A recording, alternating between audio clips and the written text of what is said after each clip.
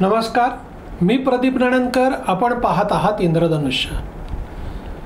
सरकारच्या वतीने आता शेतकऱ्यांसाठी या अर्थसंकल्पामध्ये अनेक तरतुदी करण्यात आल्या आहेत. दुधाला 5 रुपये प्रति लिटर अनुदान 1 जुलैपासून देण्याचा निर्णय करण्यात आला आहे. शेतकऱ्यांचं वीज बिल माफ करण्याची घोषणा करण्यात आली आहे. निवडणुका विधानसभेच्या असल्यामुळे या अर्थसंकल्पामध्ये भरपूर उधळण करण्यात आली आहे. पण होतंय काय बघा, केंद्राचे निर्णय कसे आहेत. एकीकडे दुधाला प्रति लिटर 5 रुपयाचं अनुदान, तर दुसरीकडे 10,000 टन दूध भुकटी शून्य आयात कराने आयात करण्यात आलेली आहे. अगोदरच 35 रुपयाचा भाव 27 रुपयापर्यंत खाली आला आहे. आता दूध भुकटी आयात केल्यामुळे पुन्हा दूध भुकटीचे भाव पडणार आहेत.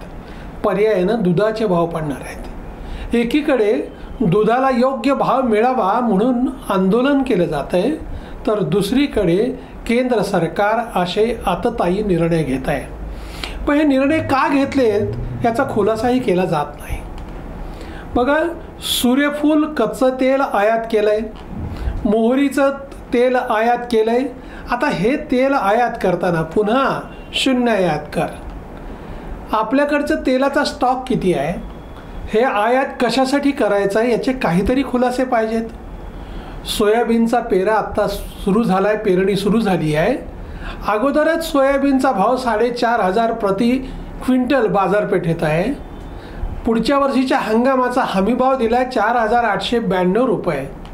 खरं म्हणजे हे 2013चे भाव आहेत आणि हा देखील भाव देता येणार नाही अशी परिस्थिती निर्माण केली गेली आहे. हा निर्णय का घेतला गेला याच्यावरती कोणीच बोलायला तयार नाही. कृषी मूल्य आयोगाचे अध्यक्ष राज्याचे पाशा पटेल यांना संपर्क केला असता ते असं म्हणाले की मी पियुष गोयल आणि देवेंद्र फडणवीस आम्ही बैठक करणार आहोत आणि केंद्र शासनाने घेतलेला हा निर्णय मागे घ्यायला लावणार आहोत. मुळात हा निर्णय का घेतला गेला, हे निर्णय घेतात ते अधिकारी घेतात का मंत्री घेतात, सरकार कोण चालवतंय. आता आपल्याकडे एक म्हण आहे, दूध पोळल्यानंतर ताक देखील फुंकून पिलं जातं. लोकसभेचं दूध पोळलंय ना, मग विधानसभेचं ताक फुंकून प्यायला काय अडचण आहे.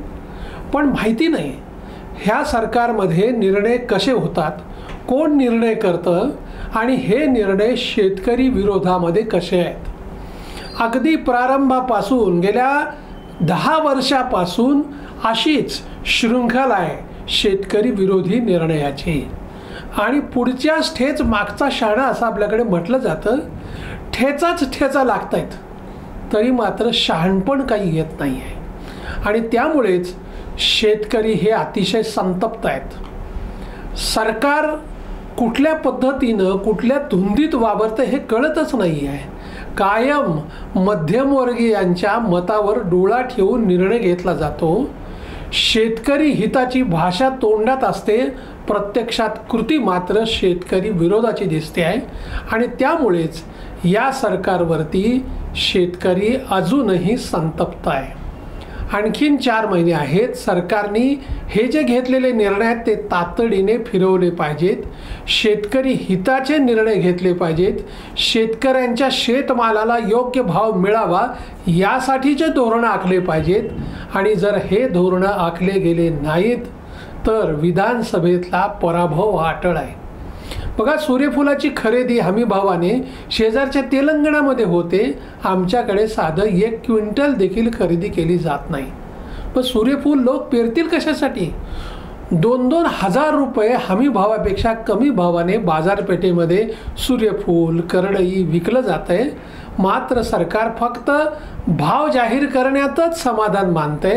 प्रत्यक्षामध्ये बाजारपेठेत काय भाव आहेत, आपण काय भाव जाहीर करतो आहोत याच्याशी सरकारला काहीच देणं घेणं नाही.